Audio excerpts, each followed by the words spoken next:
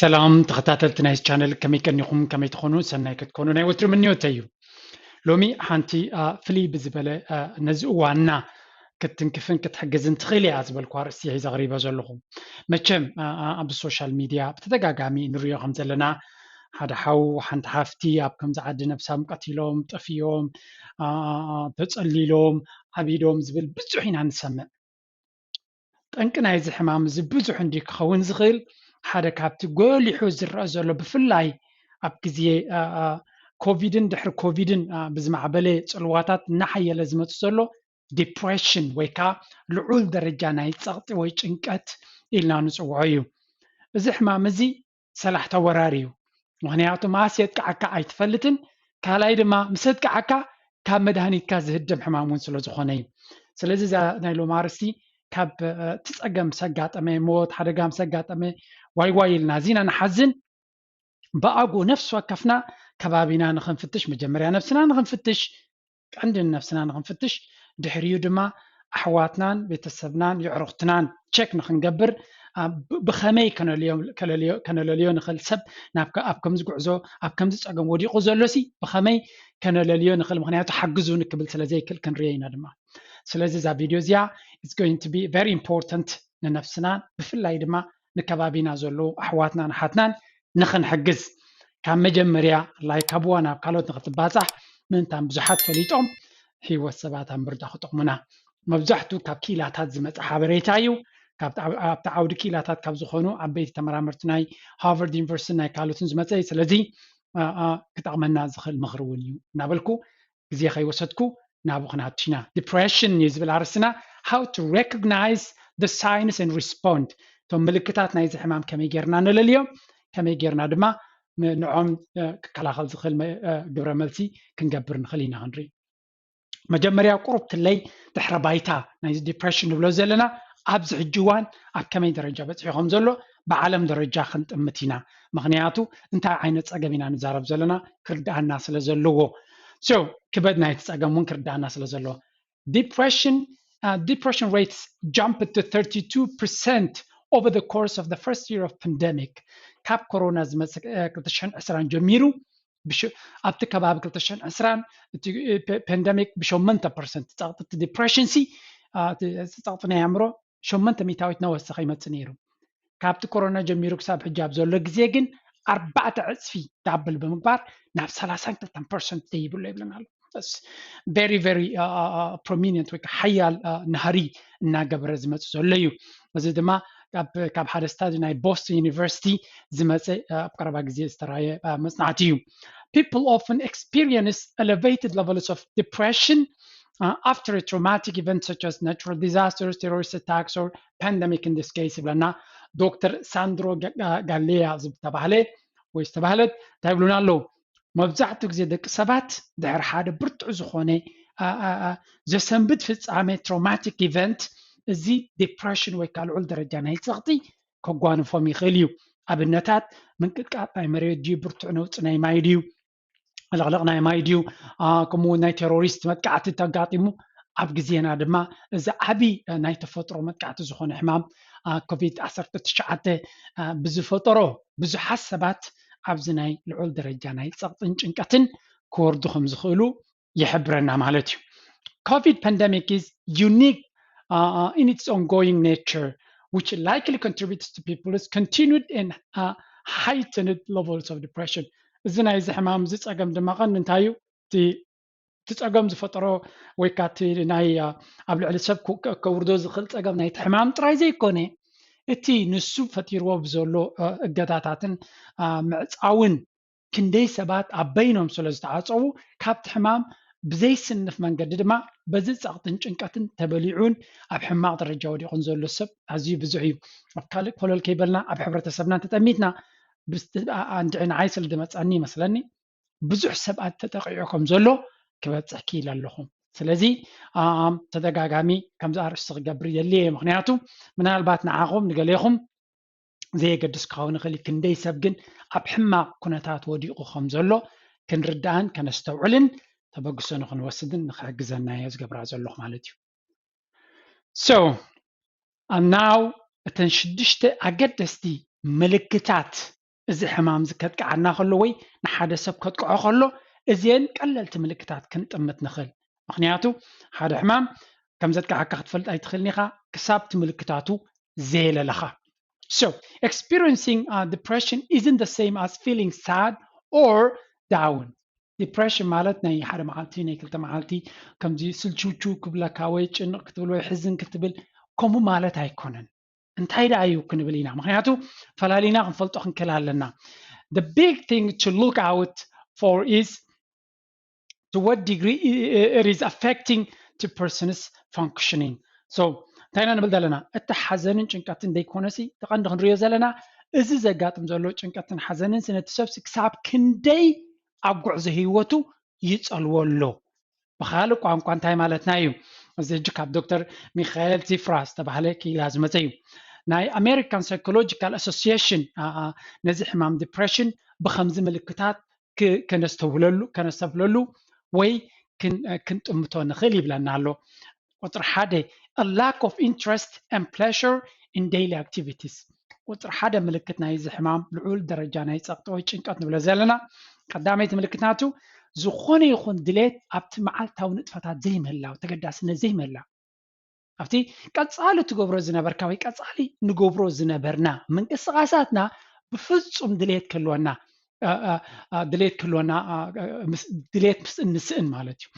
ምብላዕ ክኸውን ይኽእል ደገ ምውፃእ ክኸውን ይኽእል ምስ ሰባት ምርኻብ ክኸውን ይኽእል ስፖርት ንገብር ነርና ክኸውን ይኽእል ወክ ንገብር ነርና ክኸውን ይኽእል ኣብ ኩሉ እቲ ቀደም ንገብሮ ዝነበርና ንጥፈታትና ስራሕ ንክንከይድ ወላ ትምህርቲ ንክንከይድ ኣብ ኩሉ ክስልችወና ይጅምር ማለት እዩ so ዝኾነ ባህጊ ወይ ድሌት ተቀደም ድሌት ደምፃልና ዝነበረ ሕጂ ድሌት የብልናን ማለት እዩ second sleep issues ናይ ድቃስ ፀገም ድማ ከጋጥመና ይጀምር ክንድቅስ ኣይንኽእልን ወላ ብዓራት ተበልና ድቃስ እምቢ ይብል ማለት እዩ low energy ዝኾነ ነገር ክትገብር ኣይደልና ብጀካ ኮፍ ፅኢልካ ኣብ ሓደ ቦታ ፅኢልካ ስምር ኢልካ ምውዓል ተደይኮይኑ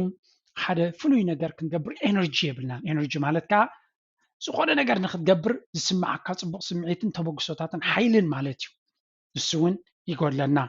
an inability to concentrate ከምኡ ድማ ንሓደ ነገር ኣስተውዒልና ኣተኲርና ንኽንሓስብን ንኽንሰርሕን ኣይንኽእልን ኣብ ሓደ ነገር ኣተኲርና ንኽንሰርሕ ፀገም የጋጥመና easily distracted ንኸውን ከምኡውን feelingness of worthlessness ከምኡ ድማ ነፍስና ትርጉም ዘይብሉ ሂወትና ምንባርና ቁም ነገር ዘይብሉ ወላ ሓንቲ ትርጉም ዘይብሉ ኮይኑ ክስማዓና ይጅምር ምልክት ድምርና እዚኣቶም ድማ recurrent thought of death or suicide ናይዞም ኩሎም ውፅኢት ድማ ብተደጋጋሚ ሓሳባት ናይ ነፍሲ ቅትለትን ናይ ሞትን ክመፀና ይጅምር ስለዚ እዚኣ ምልክታት እዚአን ኣስተብህሉለን ኢኹም ኣብ ሂወት ክዳንካ ክትቅይር ደገ ክትወፅእ ሰብ ክትረክብ ክትመሃር ክትዓቢ ስፖርት ክትገብር ገለ ድሌት ክትስእን ከለኻ ድቃስካ ኣብየካ ከሎ ኤነርጂ ዘይብልካ ዝኾነ ነገር ክትገብር እውን ስልችወካ ተኮይኑ ከተተኩር ዘይትኽእል ሓደ ነገር ኣተኲርካ ክሰርሕ ዘይትኽእል ተኮይንካ ከምኡውን ናይ ምንባርካ ትርጉም ናስኣን ካልኦት ከይድ ከለኻ ብመንፅሩ ድማ ብዙሕ ፈተናታትን ሓሳባት ናይ ሞት ክመፀካ ከሎ ማለት እዩ እዚአን ኣገደስቲ ምልክታት ናይ ሕማም እየን እንታይ ዳ ክንብል ኢና ሕጂ እዚአን ቁሩብ ምልክታት እኒአን ሕጂ ቁሩብ ዕሙቕ ኢልና ክንሪኦ ክንፍትን ኢና ምክንያቱ ጫፍ ሒዝካ ምኻድ እውን ፅቡቅ ስለ ዘይኮነ everyone feels a little bit of this during the pandemic ዝበዛሕና ሰባት እዚአን ነገራት እዚኣተን ሓደ ብሓደ እኳ እንተዘይበልና ብዙሓት ካብኣተን ኣብቲ ግዜ ፀገም ኣብዚ ግዜ ሕማም ተሰሚዕናና ኣለዋ እየን ንኩሉ ሰብ ንዓኻ ጥራይ ኣይኮነን ንዝበዝሐ ሰብ ይስምዖ እዚ ነገር እዚ ትሕቶ እንታይ እዩ that's normal ነገር ድማ እዩ someone with depression on the other hand might feel unusual level of fatigue so እቲ ኖርማል ክስምዓካ ክእል ከሎ ኖርማል እዩ ኣይተጋንንዎ ንኩሉ ሰብ ዝስምዖ ስምዒት እዩ እቲ ፍሉይነት ኣበይ ዘሎ እዚ ዲፕሬሽን ወይ ልዑል ደረጃ ናይ ጭንቀት ዘለዎ ንብሎ ዘለና እንታይ ዝኸውን unusual በቃ ኣዝዩ ሕልፍ ዝበለ ምስልቻውን ድኻምን ከጋጥመና ከሎ ወላ ሓንቲ ከይገበርና ከለና ኩሉ ግዜ ኤነርጂናትና موت زبالة أكلات كلوانا خلو مخان نوح جزيب تدقاقامي notice significant changes in their sleeping or eating or have a lot of difficulty with basic daily tasks like showering, grooming, cleaning or paying bills. So انتانا نبدأ لنا تأمينا دخام مسلشاون دما بفلوي قلع كوينا بيزري up to normal أبهي واتنان قبرم كم بعال مبلع شوحات ناي مجبي زي بالكا تأكيد بقى بلع زي الدلي كتبلع كلا خاف كني خاص أنا حكامبر كم تقدم تقدسكا كتبلع زي الدلي كمون هيدك أس فحبتن زبالة درجات هيدك أس كمون نفس خانة حساب جحمها خطلا كت لا تصديكم قال دماغت مشاشتن كت وقاقبن زي مدلاي كمون نفس خامس راي ولا تزقبا كبيلس نخد كفلون الناس الشوكا كخيط كله يبلنا دكتور ميخائيل مالتي شو الزون ملكتات نايتي لعل درجانا ጭንቀት ንብሎ ዘለና ኢና ስለዚ ዝነገራት እዚ ከነስተፍለሉ ምንታን It also noted that pandemic depression is disproportionately affecting lower income population. እዚ ሕማም እዚ ልዑል ደረጃ ናይ ጭንቀትን ፀቕጥን ድማ ዘንዛ ቪድዮ ክገብራ ዝገበረኒ ድማ ሓደ ካብቲ ቀንዲ እዚኣ ናብ ኩሉ ሰብ ማዕረ ኣይኮነን ቀንዲ ኣብ መን እዩ ዘዝዩ ዘሎ ኢሉና ናብቶም ትሑት ደረጃ ናይ ቁጠባ ንነብር ሰባት ማለት እዩ ወይ ከዓ ትሑት ደረጃ ናይ ኣታዊ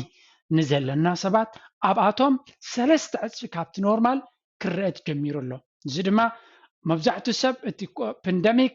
ካብ ስራሕ ንመን ይጠጠው ኣቢሉ ነቶም ትሑት ደረጃ ስራሕ ዝነበሮም ትሑት ደረጃ ኣታዊ ዝነበሮምን ይጠጠው ከብል ክኢሉ እዚ ምስ ተደመሮም ምስቲ ዘሎ ኩነታት ዝለዓለ ስትረስ ናብኦም ክረኽ ኢሉ ስለዚ እቲ መፅናዕቲ ናይ ኣሜሪካ ስለ ዝኾነ ምንጭ ናይ እቶት ትሕቲ 20,000 ዘለዉ ሰባት ካብ 2 ክሳብ 3 ዕፅፊ ካብቶም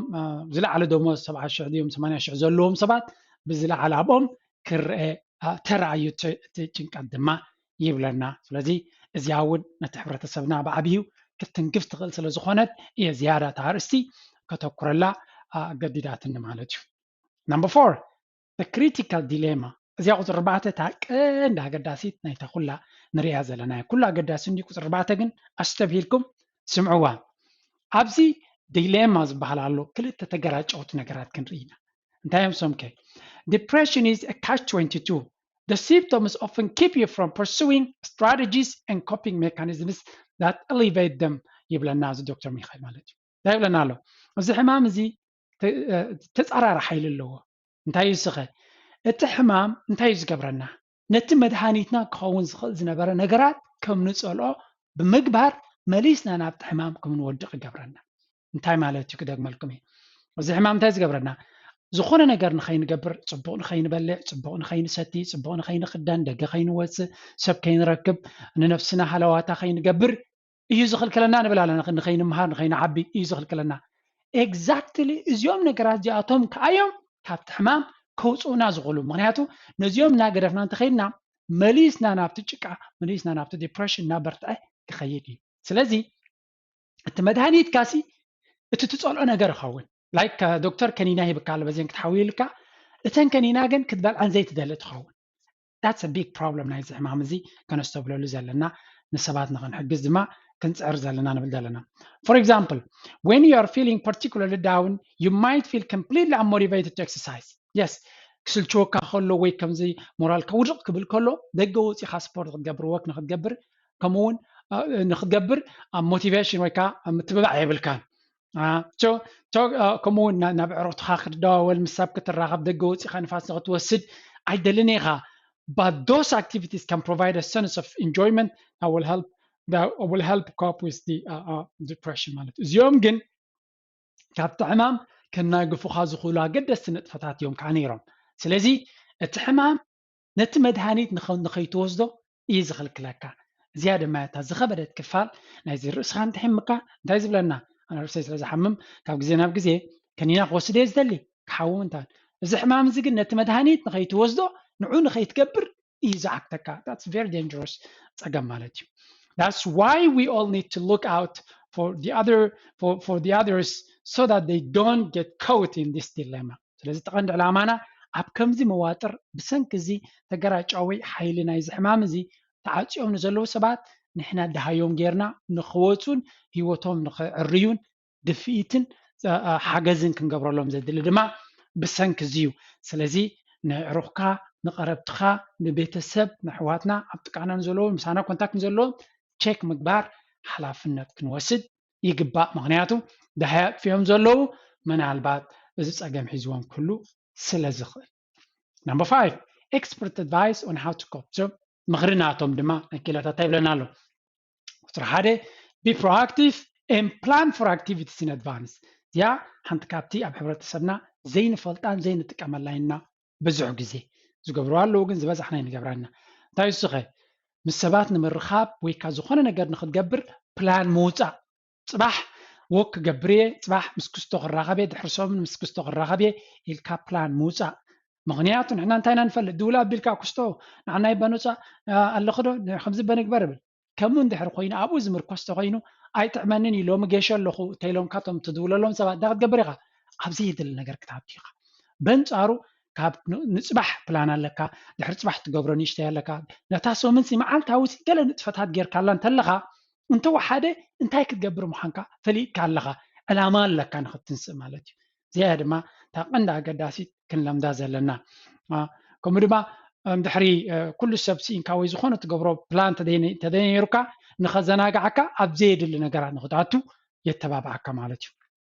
Every time you wake up in the morning, there should already be at least one thing on your schedule that's going to give you a reason to get up and get out. كل ግዜ ድማ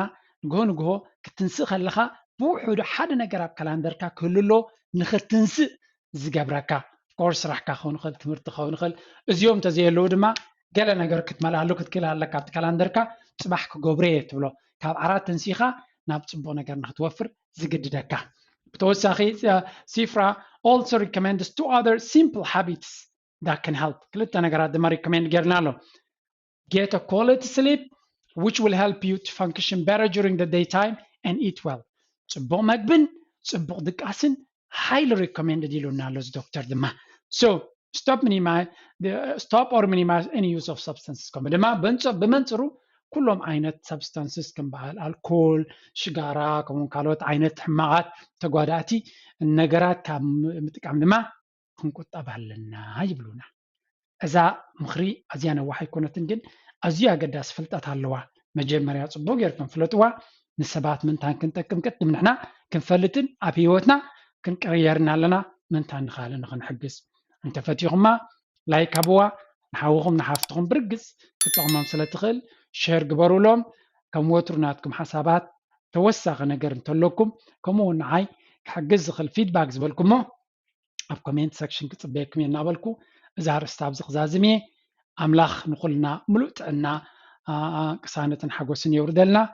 ኣብ ካልእ ኣርእስቲ ክሳብ ንራኸብ ድሓንኩ ንብለኩም ከይረሳዕና ድማ እዛ መፅሓፍ ብዙሕ ሓጋዚ ፍልጠት ኣለዋ ቀዳመይቲ ፍርያት ናተያ